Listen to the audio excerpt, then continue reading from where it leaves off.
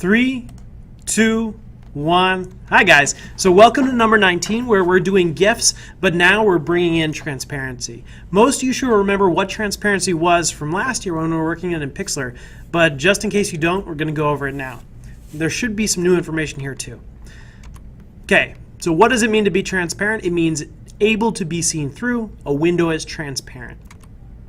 What are the 4 main photo files that we use in class? You should know this. We went over it at the start of the year. We went over it last year. But I'm just going to bring it up again to try to refresh it in your mind. 1, JPEG, which are normal internet photos. They're compressed, so it means they're small, which is great because they can load quickly. PNGs are like normal JPEGs, except they support transparency. So they're usually a little bit bigger than JPEGs, but it's really important to be able to save in PNG when we get into Pixlr so we can preserve our transparency, so we can start to layer things.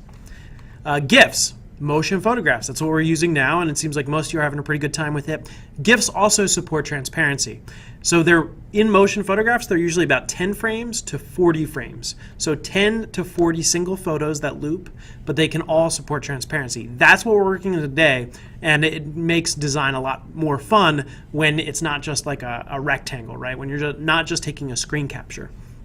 Then what's our other project file? A PXD. And I think most of you should remember it. That's a photo project file from Pixlr, and those are going to be really big. You can't actually see what those look like, but you can load them into Pixlr or into Photoshop, and it'll preserve your layers. So if you're making a big kind of poster with 10 layers, you want to save it as a PXD, because when you open it up, you can change things around, you can move it, you could change someone's name, you could change the date if the date that you wanted to have on the poster changed. Saving PXDs is really important. So transparency.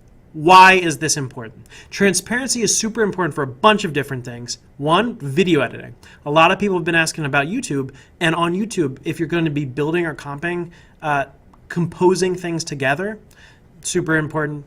In poster, in yearbook, in web design, having transparency and being able to arrange things with all of our digital tools, with cropping, rotating, flipping, changing the colors around, all of these things are much easier when you are able to control transparency. In Pixlr, it's really easy to make transparency because you just erase things.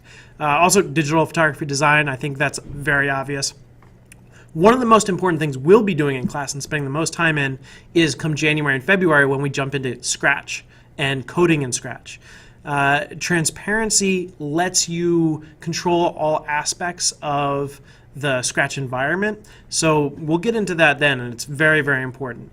So we're just going to keep on continuing with transparency for today in our upcoming project. I'll show you that video next. And then also just a preview of what's coming up in assignment 20, your green screen GIF. So you're going to be making your own GIF of yourself. And then we're going to also introduce collaboration where you have 2 people working on the same collage. I hope you guys are enjoying mastering these skills and getting all your digital skills up. And yeah, let's keep on going. It's been great. And that should be it. Bye.